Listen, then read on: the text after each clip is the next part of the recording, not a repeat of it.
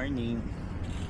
Ride tayo ngayon. Kikita kami ng pamangking ko sa sa coastal. Akit kami Tagaytay. Or baka i-record namin yung yung para sa Philippine sa road fondo. Sige, kita-kita na lang. Ito na tayo sa meeting place. Thank you lang pamangkin ko. Dito sa 7-Eleven. Punta na ako Hacienda. Wala yung pamangkin ko. Ang hanin siguro ng gising. Sabi ko sumunod na lang dun eh. Ay, may nahabol ako oras. Sige, kita-kita na sa Hacienda. Hacienda na. Pahinga muna.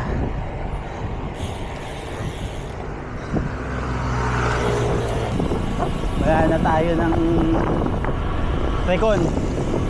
Galing tayo Hacienda, baba tayo ngayon. May kakaliwaan tayo dito eh. Kakaliwa tayo dito, papunta ng Amadeo. Ito pala yun. Yung bagong daan.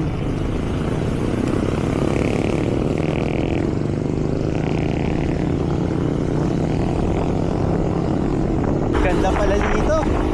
Luwag ng kali.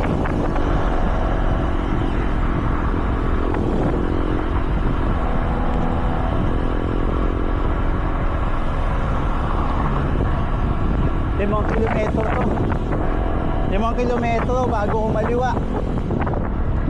1.3 kilometers kakaliwa na tayo. Paakyat ng Tagaytay. Kakaliwa na tayo dito.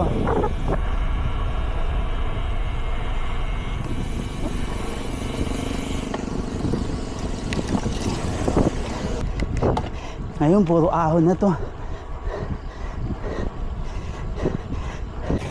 Kanan dito. Ayan, ito kaliwa. Ayan, diretso. Sa dulo kakaliwa. Ito, dulo nito.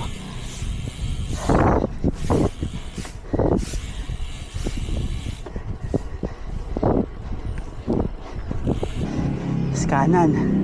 Ito, kanan tayo dito. Ayan na. Diretso na to. Halos 7 kilometers din pala to. Yung paakyat hanggang Tagaytay. Medyo malayo-layo ahonan to. Tatawid pala tayo dito. Hindi tayo dadaan na Mahogany.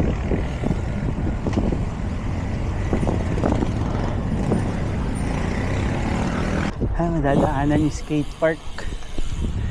Ayan. Skate park pala to.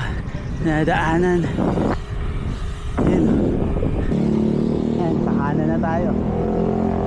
Sana puro lusong na to.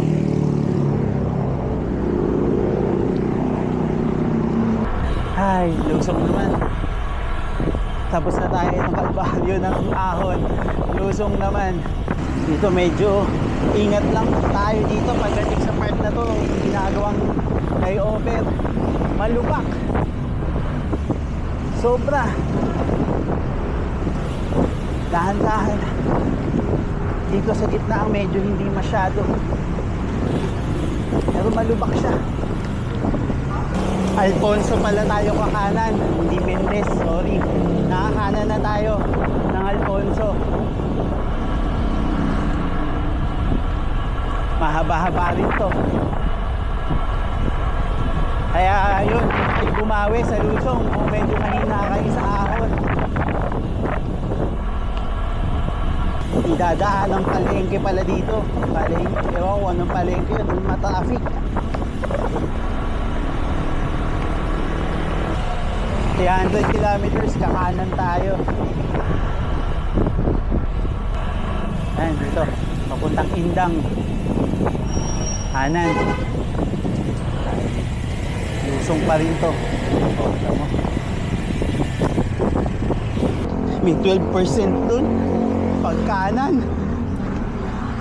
Dito kakaliwa.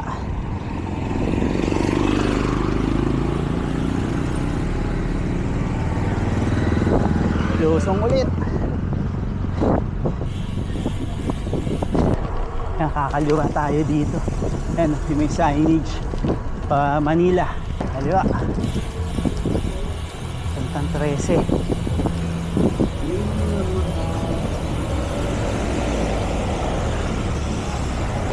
Dire-diretso lang to. Pababa na tayo ng 13. Dito kakanan. Kanan tayo dito. Diretso lang ulit. Diretso lang.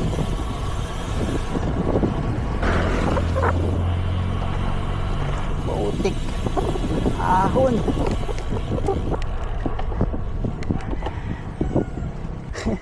Pagkatas nitong ahon, saka kakaliwa. Yan, kakaliwa dito.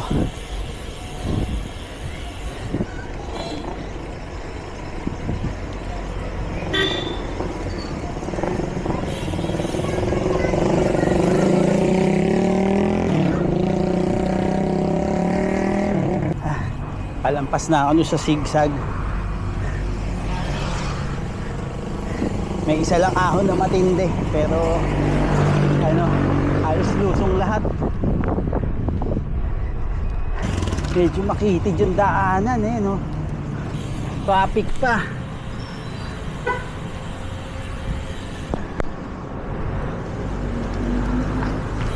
City Hall, Indang. Tapos lulusong ulit tayo dito. Kakaliwa na tayo dyan, papunta ng 13. Hindi rin pala biro tong ruta na to.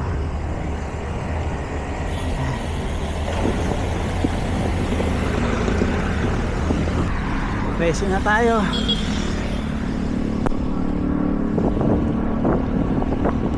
Diretso lang. 8 kilometers pa hanggang sa dulo.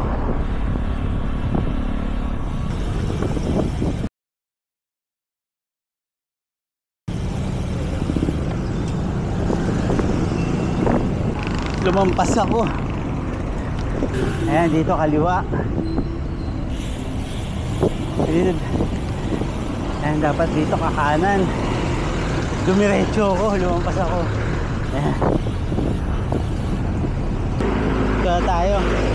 Pakanan na tayo ng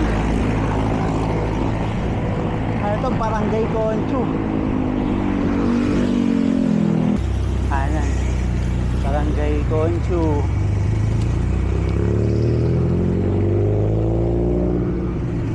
Malapit na ako sa lugar to, sa kalye.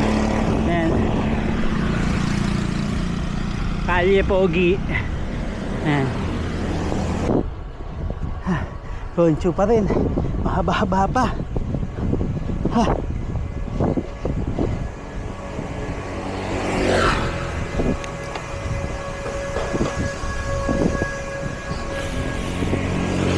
Time check, 10:30. May isang oras pa ako para makarating na Hacienda. Umalis ako doon 7:30. Hey, sa wakas natapos na rin yung napakahabang Conchu. 500 meters, kakaliwa na tayo dun sa dinaanan natin kanina, pabalik na Hacienda. Kakaliwa na dito. Ito yung dinaanan natin kanina.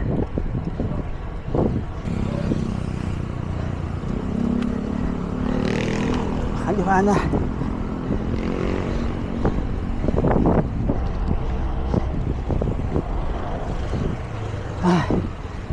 Ayan, diretso na ulit to palabas ng Aguinaldo Highway. 3 kilometers. Nasa Aguinaldo Highway na tayo. Pakanan, papuntang Hacienda. Pabalik na rin, kakanan na tayo dito. Pabalik na Hacienda. Ayan na tayo, Hacienda. Ahon na ulit dito konti. Ito na. Parating na ulit tayo. Hacienda.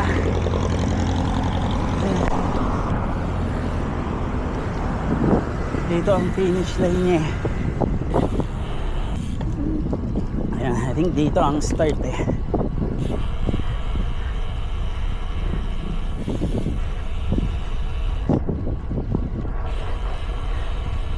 Ayan.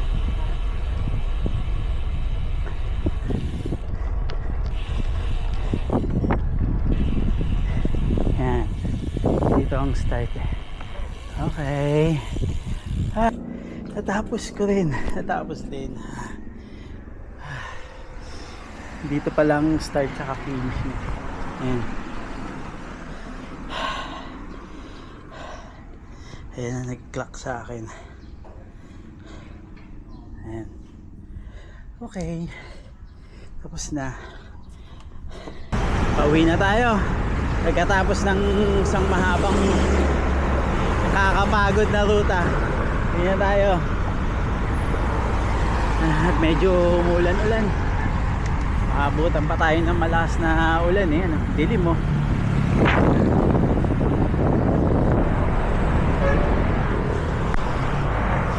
Ingat ha. Ingat sa lahat ha. Ingat tayo sa kalsada. Ride safe.